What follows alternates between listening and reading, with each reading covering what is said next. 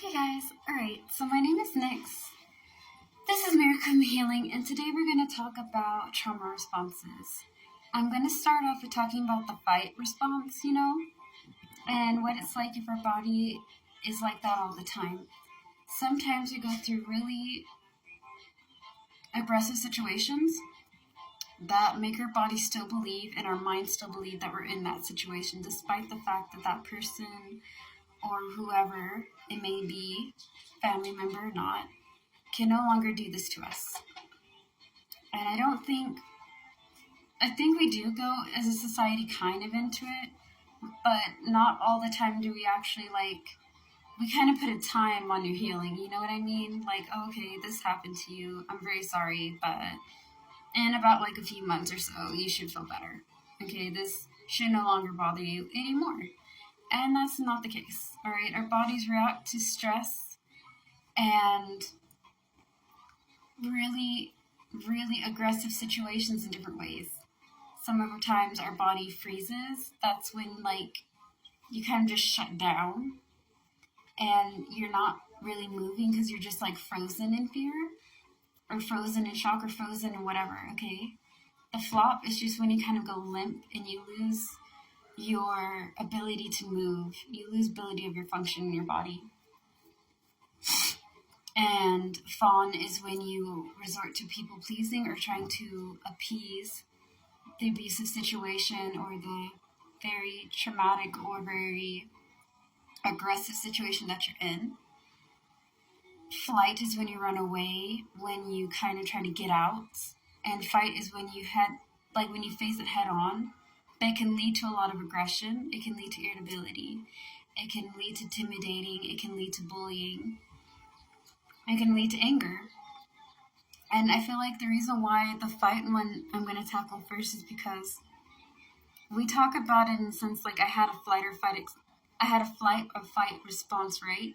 And for some reason my body chose to fight and I got out of there.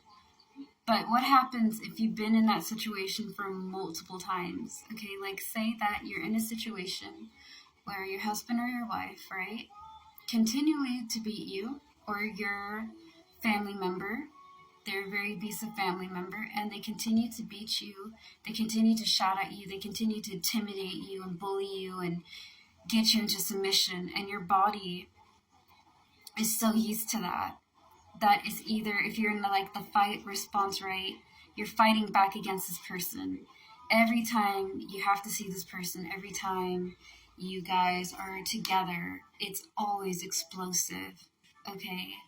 There's screaming, there's shouting, there's throwing things, there's hitting, there's kicking, there's destruction of doors and just objects being flung around.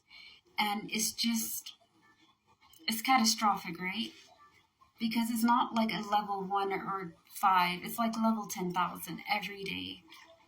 And your body gets used to that type of feeling, that it doesn't know whenever you get out of that situation, whenever you're in a more better, calmer place, your body doesn't know when to shut that off. Because in your body and in your mind, you're constantly under attack. Therefore, your body has to stay in this motion of fight response.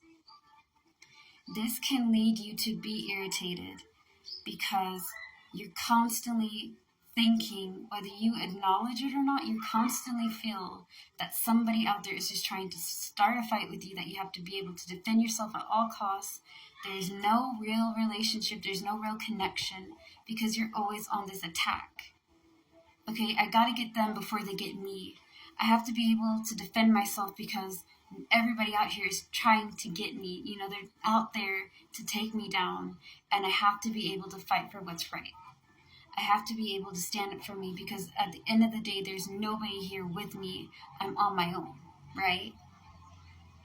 When you work through having to get your mind into a more calmer space and get your body to relax and get your feelings more under control, in the sense where you know that this is a trigger that makes your body feel this way. Because I don't think people naturally just come off the go trying to kick butt. You know what I mean? you are in a constant feeling, you're in a constant state of fight. You're in a constant state of, I have to be able to defend myself. And because you're not allowing yourself to relax, and because your body doesn't know when you're not in danger anymore because it's so used to the strain and stress of the situation, it's going to cause you to be irritated because you're not able to relax, and you constantly feel that everybody's out to get you. Because you're irritated is going to turn into anger.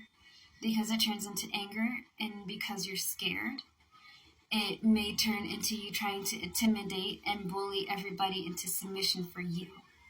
Okay? Whether you acknowledge where it may be coming from, if you had to be in a situation when you were younger, or just got out of a situation recently, or have had to deal with family members, friends, or whatever, people that are supposed to be trustworthy. And it has always been a fight, right? It's always been where they're trying to intimidate you and bully you, and you no longer want to feel that way anymore. That can build up a lot of resentment. That can turn into anger. That can turn into irritability. That can turn into having to dominate everybody and everything because you refuse to have to be submissive to people like that. Having that being said, this is why I would say my advice for you guys if you're going through that, right? I'm not trying to say that you guys are bad people because that's how your body responds. What I'm saying is that you need to allow yourself to be able to let go of that threat and allow yourself to feel safe and tell yourself that, look, I need help because certain things trigger my anger. Because deep down inside, it ties into what happened in the past. Or it tied into what happened when I was in this situation or when I was dealing with this person or individual. And when you allow yourself to really work through that and be able to relax and be able to allow your feelings to be understood and accepted, as well as how your mind develops and works, you'll eventually start working into feeling more safe and telling yourself that, okay, right now I'm feeling triggered. I'm feeling these memories resurface. I'm safe. I'm okay. I'm alright. And though right now it's very scary, I'm going to take my breath. I'm going to ground myself, When you're grounding yourself and getting in yourself to be able to know where you are, you're going to do like 5 things you can see, 4 things you can hear, 3 things you can smell, 2 things you can taste, and 1 thing you can touch. It's something around that line. I know I mixed up the order, but it's going to be where you can be able to be like, all right, take a knee.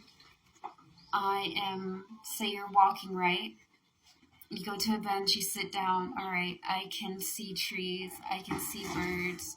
Children are running on the sidewalk, and I smell a coffee shop, and you know what?